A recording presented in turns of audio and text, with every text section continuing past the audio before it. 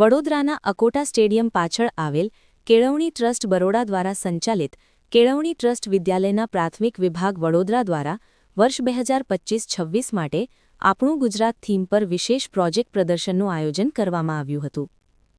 Project પ્રદર્શનનું ઉદ્ઘાટન કેળવણી ટ્રસ્ટના પ્રમુખ પુષ્પાબેન પટેલ, કેળવણી ટ્રસ્ટના સેક્રેટરી સુરેન્દ્રભાઈ પટેલ, એડમિનિસ્ટ્રેટર તથા આચાર્ય ચારમીબેન ગાંધી, આચાર્ય કિન્નરીબેન જાની, ડોક્ટર પ્રદીપભાઈ જોશી અને બુદ્ધિશભાઈ પટેલના હસ્તે રિબિન કાપીને કરવામાં આવ્યું હતું.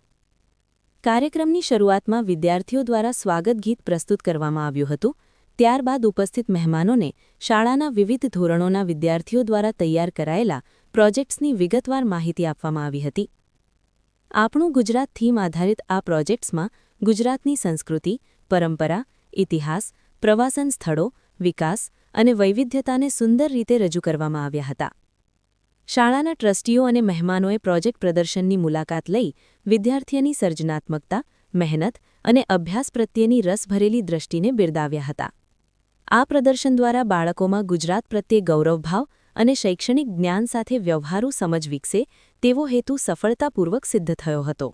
અમારી શાળા કેળવણી ટ્રસ્ટ વિદ્યાલય પ્રાથમિક વિભાગ ગુજરાતી માધ્યમ દ્વારા આજે પ્રોજેક્ટ પ્રદર્શનનું આયોજન કરેલું છે, જેમાં અમે આપણું ગુજરાતની થીમ ઉપર પ્રોજેક્ટની ગોઠવણી કરેલી છે, જેનું ઉદ્ઘાટન અમારી સંસ્થાના કેળવણી ટ્રસ્ટ બરોડાના પ્રમુખ શ્રી ડૉક્ટર પુષ્પાબેન પટેલ દ્વારા એનું ઉદ્ઘાટન કરવામાં આવ્યું હતું.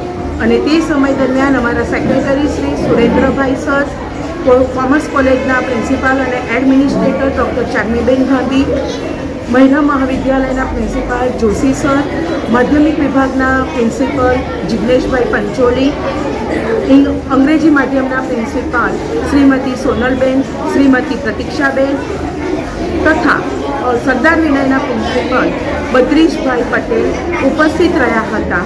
અને તે સૌએ ખૂબ સુંદર રીતે અમારો પ્રોજેક્ટનો પ્રોગ્રામ નિહાળ્યો. સાથે સાથે અમે અમારું ગુજરાતથી બાળકો માહિતગાર થાય તે માટે અમે સ્ટેચ્યુ ઓફ યુનિટી છે, નરેન્દ્ર મોદી સ્ટેડિયમ છે વગેરે જેવા પ્રોજેક્ટ્સ ગુજરાતના મૂકેલા છે. સાથે સાથે અમે લાઈવ સરદાર પટેલ, નરેન્દ્ર મોદી સાહેબ અને ગાંધીજી જેવા લાઈવ પણ પાત્રો બનાવેલા છે. અને આ પ્રોજેક્ટ પ્રદર્શનમાં તે અમારા શિક્ષક અને વિદ્યાર્થીઓએ ખૂબ મહેનત કરી અને અમારા પ્રદર્શનને સફળ બનાવવામાં ભાગ ભજવ્યો છે. તો તે સૌનો ખૂબ ખૂબ આભાર માનું.